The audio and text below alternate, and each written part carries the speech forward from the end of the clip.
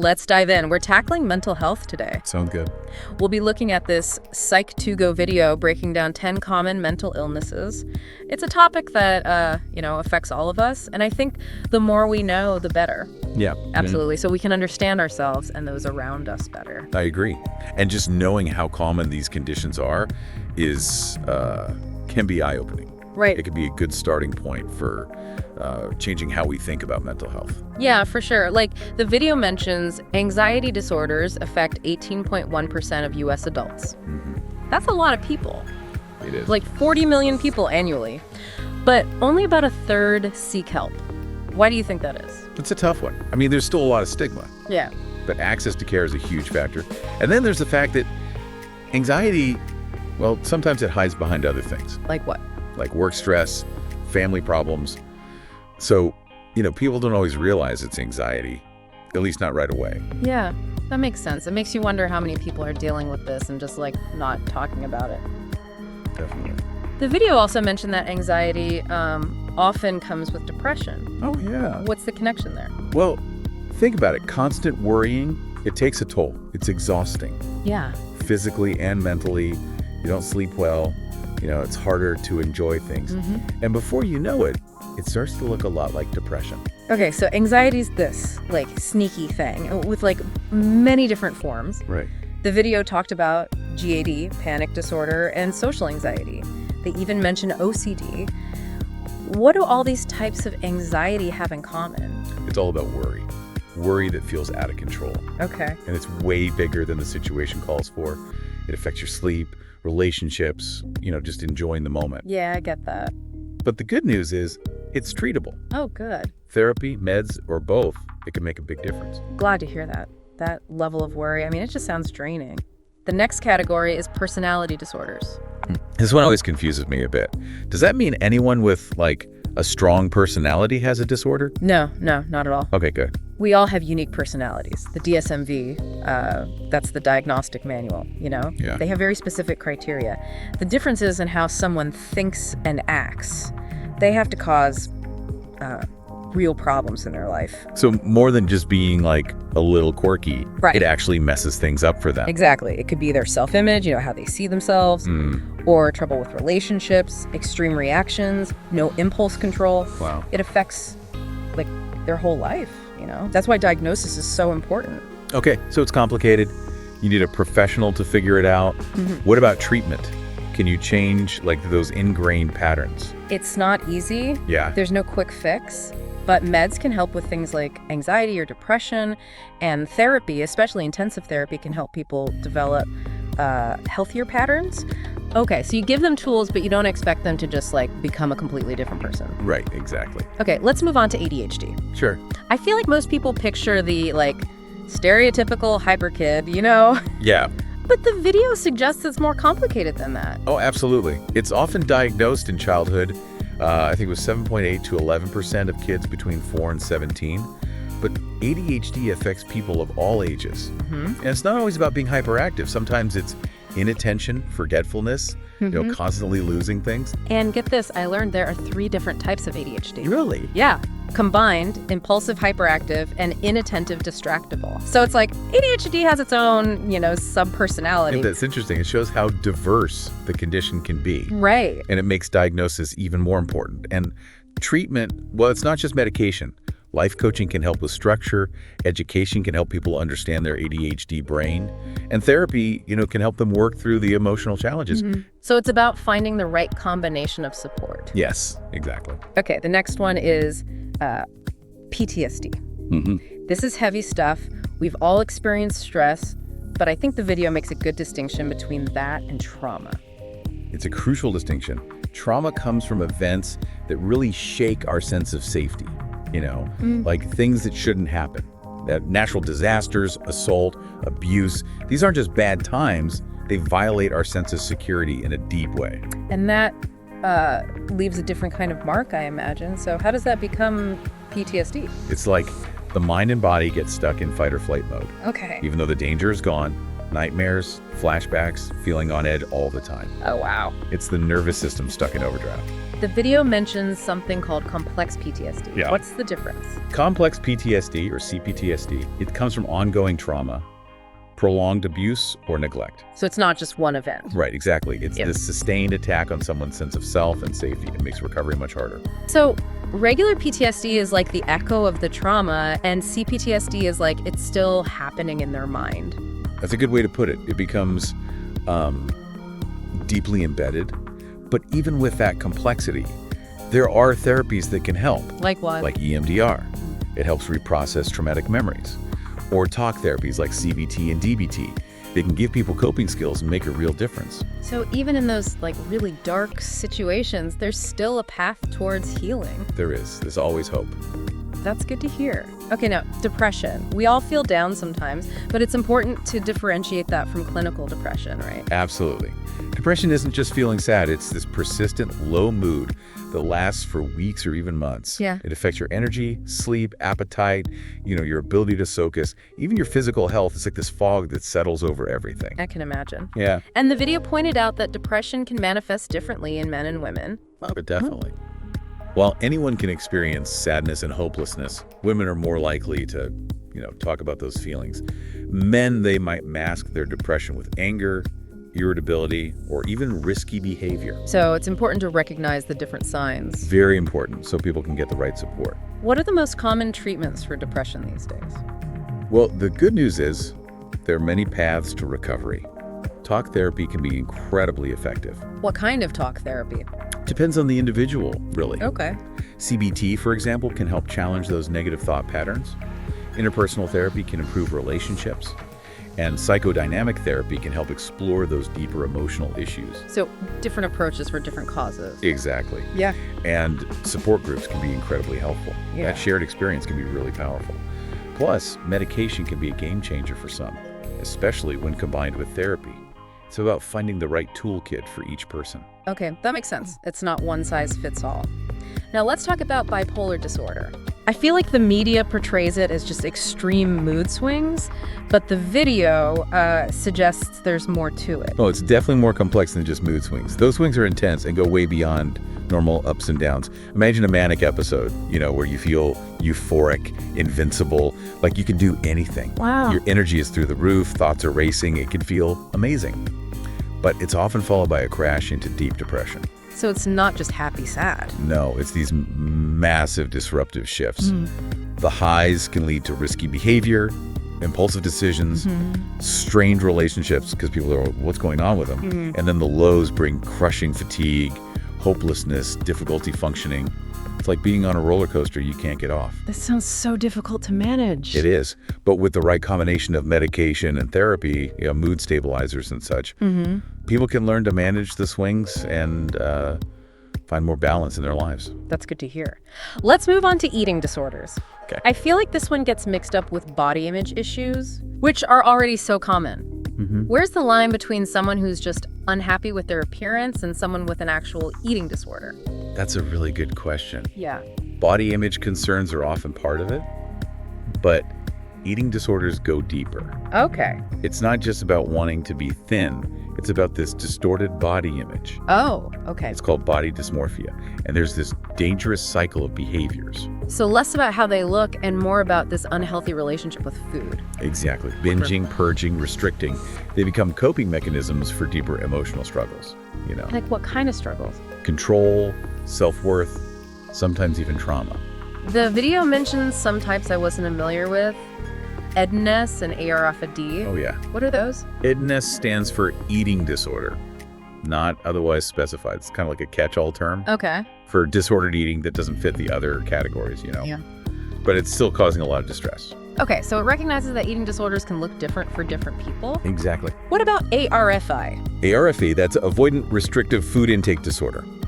It often gets overlooked. It's about being extremely picky, but it's not just picky eating. Okay. It could be sensory sensitivities, fear of choking, or even just a complete lack of interest in food. So with those, you're looking beyond the surface at what's really driving those behaviors. Right. Food is essential. Recovering from an eating disorder seems incredibly difficult. It is. Is it even possible? Absolutely. It often takes a multifaceted approach. Like what? Therapy to address the root issues. Yeah. Residential treatment for a safe and structured environment. Mm-hmm. And medication can sometimes help with co-occurring conditions like anxiety or depression. So it's a long road, but recovery is possible. It is. Okay, OCD. This is another one that gets thrown around a lot. Yeah. But the video makes it clear that it's more than just being organized. Oh, much more. It's this cycle of intrusive, unwanted thoughts, the obsessions, and they trigger intense anxiety. So the thoughts themselves are the obsession, not like the cleaning or whatever. Exactly. Okay. The compulsions, the repetitive behaviors are attempts to deal with the anxiety, but they often just make it worse. The video listed all sorts of obsessions: cleaning, counting, checking, religious things, even hoarding. It's amazing how different they can be. And it's all consuming. Yeah. No matter what the obsession is, it impacts work, relationships, everything. So how do you even begin to treat something like that? Well, there's no cure, but medication and therapy, especially CBT, can be really effective. Okay. CBT helps people challenge those thoughts and develop better coping mechanisms. It's about breaking the cycle, one thought at a time. That's good to hear. Now let's talk about a condition that's getting a lot more attention these days: autism spectrum disorder, or ASD. It's great that we're seeing more awareness. Early intervention is so important with ASD. Yeah. It often begins in childhood, but diagnosis can happen later too. So for parents or teachers who might be listening, what are some signs to watch for? It varies a lot because ASD is a spectrum, but some common signs are challenges with social interaction, communication, and learning. Can you give me an example? Sure, imagine a child who seems in their own world. Okay. Maybe they engage in repetitive behaviors or have very specific interests. They might have trouble with eye contact or find it hard to understand social cues. Okay. It's not the same for everyone, though. Right, so it's more about recognizing patterns than expecting any one specific thing. Exactly. What kind of support is best for people with ASD? Early intervention, like I said, is key. Yep. Special education, ABA therapy, occupational therapy, speech therapy, even behavioral management techniques. It's about tailoring the support to what the individual needs. So building a framework that helps them be as independent as possible. Yes, exactly. And helps them, live a fulfilling life. Okay, our last topic for today is schizophrenia and psychotic disorders. The video started with this statistic that kind of blew my mind. What's that? 3 out of every 100 people will experience psychosis at some point in their life. That is a lot. But it's important to remember that psychosis doesn't automatically mean you have a disorder. Oh. Stress, certain medications, even drugs can induce temporary psychosis. So it's not always chronic, but what exactly is psychosis? It's basically a break from reality. Okay. It's a disruption in thinking, perception, and behavior. It makes it really hard to tell what's real and what's not. So what does that look like? What are the signs? Well, you might experience delusions, okay, which are these unshakable beliefs that aren't based in reality, or hallucinations, where you see, hear, feel things that aren't there. Paranoia is common too. Yeah. This intense feeling of being threatened. Yeah. And then there's this organized thinking and speech. Right. Makes it really hard to communicate. That sounds really scary and confusing, both for the person experiencing it and the people around them. It can be. Schizophrenia is the most well-known psychotic disorder, but there are others, each with its own challenges. What about treatment? Is there hope for people facing these really difficult experiences? Absolutely. Living with a psychotic disorder is tough, but there are treatments. Okay, good. It often involves medication, therapy, different support services to help manage the symptoms and improve their quality of life. That's really good to hear. It's easy to get caught up in the challenges, but it's important to remember that people can heal Yeah. and have a good life. So we've just scratched the surface of this really complex topic, but what do you think is the most important takeaway from all of this, from these 10 common mental illnesses? To me, the biggest takeaway is that mental health is just as important as physical health. Yeah. Recognizing the signs, seeking help when you need it, creating a culture of understanding and support. Right. Those are all essential for individuals and for society as a whole. Absolutely. It's about breaking down the stigma so people can talk about it and ask for help. Yeah. And one way to do that is through knowledge, right? Definitely. The more we understand these conditions, the better we can support ourselves and the people around us. Exactly. And it's not just about recognizing the signs in others. Right. It's about paying attention to our own mental well-being. We all experience stress, anxiety, sadness, but knowing when it crosses the line and becomes something more serious, that's crucial. So what are some, like, red flags? Good question. Well, keep an eye out for persistent feelings of sadness, hopelessness, or anxiety, Okay. especially if they're interfering with your daily life. Yeah. Changes in sleep, appetite, energy, concentration, those can all be signs that something's off. So it's not just about the feelings, it's about how they're impacting your life. Exactly. And if you're having thoughts of harming yourself or others, that's a serious red flag. Right. You need to get help right away. Don't wait.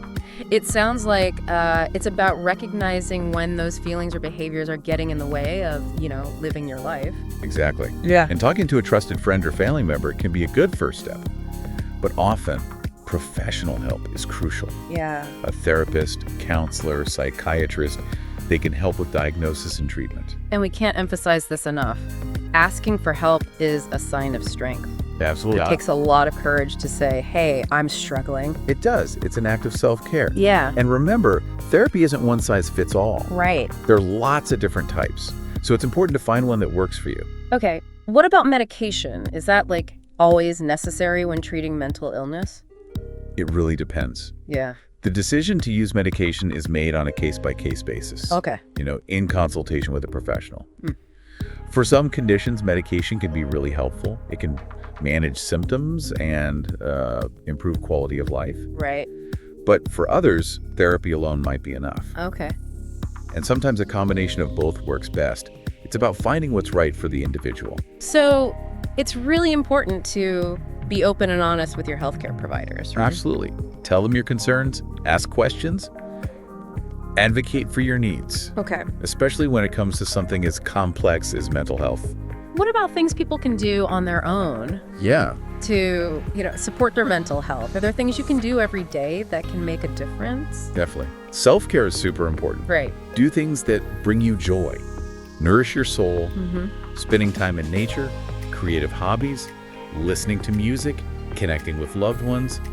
Find what works for you. It's about actively looking for things that bring you peace and balance. Exactly. And prioritize healthy habits like sleep, a balanced diet, regular exercise. Those things might seem small, but they have a big impact on your mental health. It's amazing how connected our physical and mental health are. They are. We often think of them as separate, but they're not. Not at all. Taking care of one benefits the other. Yeah. It's a holistic approach to well-being. For those who might be supporting a loved one who's struggling, what advice would you give? Oh, that's a big one. First of all, remember that patience and compassion are key. You're not trying to fix them. Right. You're there to support them on their journey. That's such an important point. It's not about taking control. It's about walking alongside them. Exactly. Educate yourself about their condition so you can understand what they're going through. Listen without judgment. Validate their feelings. Sometimes just feeling heard and understood can make all the difference. It's about creating a safe space where they can be vulnerable and share their struggles. Exactly. And remember, practical support can be really helpful too. Oh, yeah. Offer to help with chores, errands, or even going to appointments with them. Little things can make a big difference. It's about finding that balance, right, between emotional support and practical help. Yes. And don't forget, self-care is important for the supporter too. Right. It's draining to care for someone with mental illness. Yeah. So set boundaries, Find your own support system. Do things that replenish your energy. It's true. You can't pour from an empty cup. Exactly. Taking care of yourself allows you to better care for others. So as we wrap up this exploration of mental health, what's the one message you want our listeners to take away? If I had to pick just one, it would be this. You are not alone. Mental illness is incredibly common. It affects millions of people from all walks of life. There's no shame in struggling. Yeah. And seeking help is a sign of strength, not weakness. Remember, recovery is possible. That's so important. There's always hope for a brighter future. It's about connection, hope, even when things are tough. Exactly. We're all in this together. The more we talk about it, the more we break down the stigma Yeah. and create a culture where seeking help is normal and healthy. So true. What resources would you recommend for our listeners who are, ready to take that next step and find support? The National Alliance on Mental Illness, NAMI. They're a great starting point. Support groups, the educational resources, they do a lot. And the Mental Health America website. Okay. They have tons of information on different conditions, treatment options, and advocacy efforts. Sounds like a good place to learn more. It is. And if you're in crisis, the 988 Suicide and Crisis Lifeline is available 24/7. Okay. They offer confidential support for anyone experiencing a mental health emergency. These are all great resources. We'll include links in our show notes. Great. Now, on a more personal note, what got you interested in mental health? It's personal for me. Yeah. I've seen the impact mental illness has on people, on families. Yeah. And I've also seen incredible resilience. It's amazing. My passion comes from this belief that everyone deserves access to good mental health care. It's about recognizing that everyone is valuable no matter what they're going through. Exactly. And I have this hope, you know, Yeah. that together we can create a world where mental health isn't stigmatized, but embraced, Right. where people feel comfortable seeking help. That's a beautiful vision. I share it. Thank you for sharing your expertise with us today. Oh, thank you for having me. It's always great to talk about this. And to our listeners, thank you for joining us for this deep dive into mental health. We hope you've learned some valuable things and feel empowered. Remember, you're not alone, and there's always help. Take care of yourselves and each other. So as we wrap up, this whole discussion, I keep thinking about how the video showed how these 10 conditions, they're not always separate. Right. Like in real life. Yeah, it's rare to find someone who just fits into one category. Right. Mental health is way more complicated than that. So it's less about these strict lines and more about how it's all connected. Exactly. It's a spectrum of experiences, not separate boxes. Yeah. So someone with an eating disorder might also have anxiety. Right. Or OCD. Or someone with PTSD might have depression and anxiety too. Right. It's all connected. It makes you realize that you have to treat the whole person, Yeah, not just focus on one symptom. absolutely. So as we finish up today, what's one thing you wish more people understood about mental illness? Like, what's the biggest misconception out there? I think it's that mental illness is a sign of weakness Oh, yeah. or a character flaw that's so damaging. It is. The truth is, it's a medical condition, just like any other. Right. It's often caused by, a lot of different factors. Genetics, biology, environment, social stuff. Right. Things people can't control. It's easy to, blame the person instead of seeing the condition, right? It is. Yeah. And that's how stigma starts. Yeah. We wouldn't judge someone for having diabetes or heart disease. Right. We shouldn't judge someone for struggling with mental health. It's about compassion, not blame. Exactly. So what can we do? You mean to change that, Yeah. to create a more supportive world. It starts with education. Okay. Learn about mental health. Challenge your own biases. Listen to people who are struggling. And just be kind.